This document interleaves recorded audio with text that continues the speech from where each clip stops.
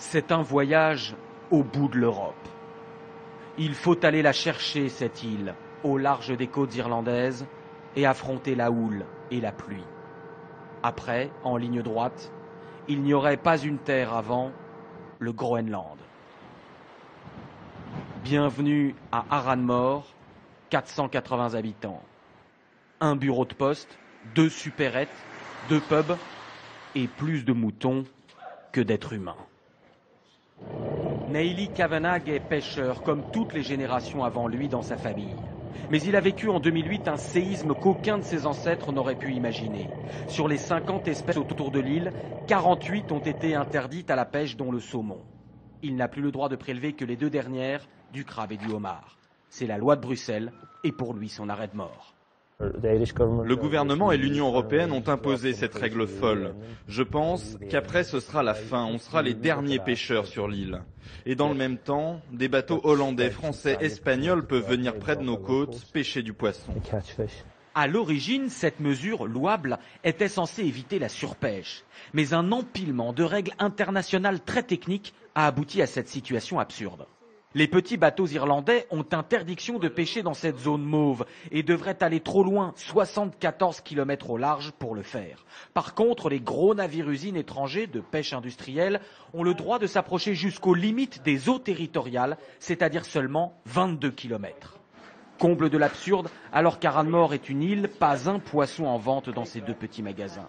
Seulement du poisson surgelé, officiellement de marque irlandaise, mais qui vient en réalité de beaucoup plus loin. Celui-là a été pêché dans l'Atlantique Sud. C'est où, à votre avis, l'Atlantique Sud? Et celui-là vient d'Alaska. Quand ils nous ont pris la pêche, ils ont pris toute la vie qui va avec. Quand vous vivez dans une grande ville comme Dublin, Londres ou Paris, vous ne vous rendez pas compte de ce qui se passe dans les régions rurales. L'an dernier s'est produit un événement terrible et symbolique à la fois. Pour la première fois de son histoire, il n'y a eu aucune naissance sur l'île d'Aranmore et par contre 18 décès. À ce rythme, cela signifie que l'île se meurt et que d'ici 20 ans, il n'y aura plus personne sur l'île d'Aranmore. Malgré les jours sombres, Aranmore veut résister à Bruxelles. Depuis son pub, Jerry Hurley a lancé l'offensive. Depuis des années, il mène une campagne. Il rencontre les hommes politiques, les députés, les commissaires européens. Ces gars-là, en costume, avec leur vocabulaire de premier de la classe, ils ont essayé de m'intimider. Mais j'ai réalisé qu'en fait, ils n'y connaissent rien. Un homme politique important nous a même dit qu'on devrait planter des arbres, devenir des forestiers. On était 16 habitants et pêcheurs de l'île à cette réunion. Et vous pouvez imaginer que ça ne s'est pas très bien passé.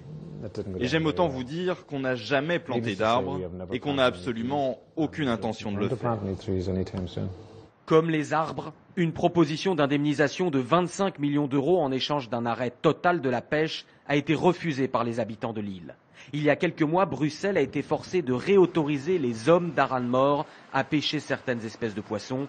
Les irréductibles veulent aller plus loin et entendent bien regagner le droit de pêcher le saumon.